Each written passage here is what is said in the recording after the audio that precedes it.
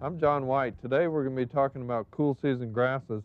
In the southern part of the state, we have a lot of problems with our summers causing some dead spots from lack of water. Also, we have grubs that hit the lawns and will cause some dead spots. And then there's a lot of other things that can cause dead spots. And one of the things to rejuvenate it is to get it reseeded and the proper care of a cool season grass. And with us today to talk about that is Dr. Barrett Lyon. Barrett, welcome to Southwest Yard and Garden. Thank you, John. It's my pleasure being with you today. Well, we got a contraption here, and you're going to tell us a little bit about care of cool season grasses? Yeah, that is right, John. What we see here is a dethatcher, and now it's the perfect timing to bring them out.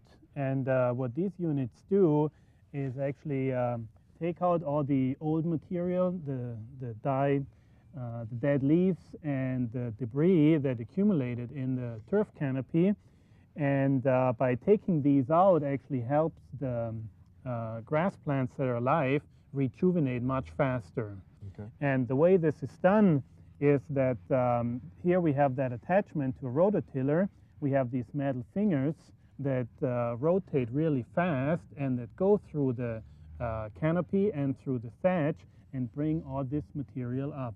Okay. No damage to the existing turf? Hardly any damage to the existing turf, yeah, that's Actually right. benefits it. The existing turf benefits because by scarifying it just a little bit, we increase tillering, and that leads to a denser turf in the summer. Okay. How deep are these fingers going? Well, the fingers shouldn't go into the soil. They should just go through the turf canopy, but not touch the soil, or just go over the soil surface a little bit, but not really deep into the soil. Okay. Well, it looks like you bring up quite a bit of stuff with Exactly. just a little bit of effort.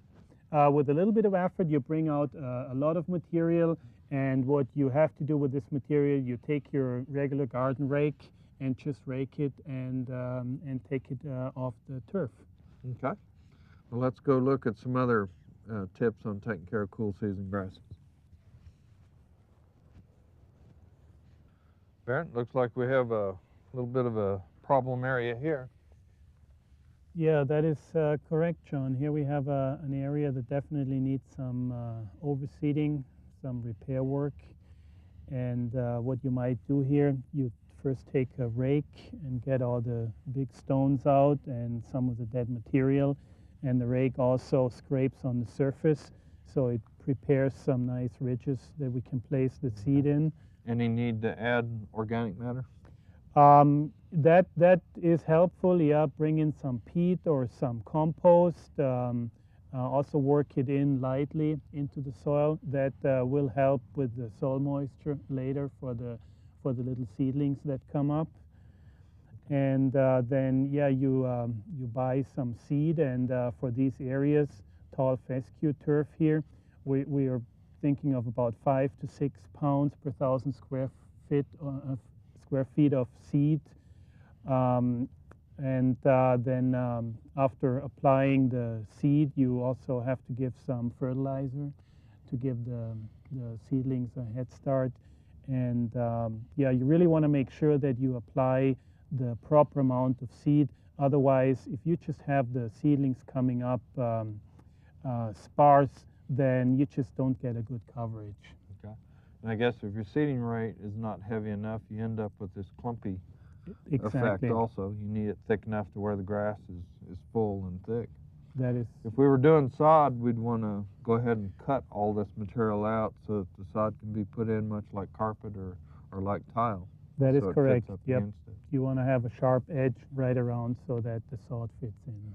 Okay. And I guess the important thing is to match up varieties so that you don't have an odd-looking yard. Absolutely. Okay. That is the point. Let's go look at a site where we do have a problem. Barrett, here's an area it looks like we've had some different varieties in it. That is true, John. This area here was probably overseeded about a year ago.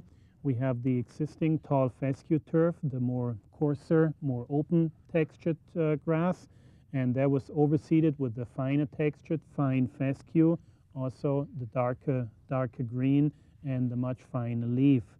And this is what happens when you overseed with a different species. That and that different species sometimes doesn't match the existing turf. Okay.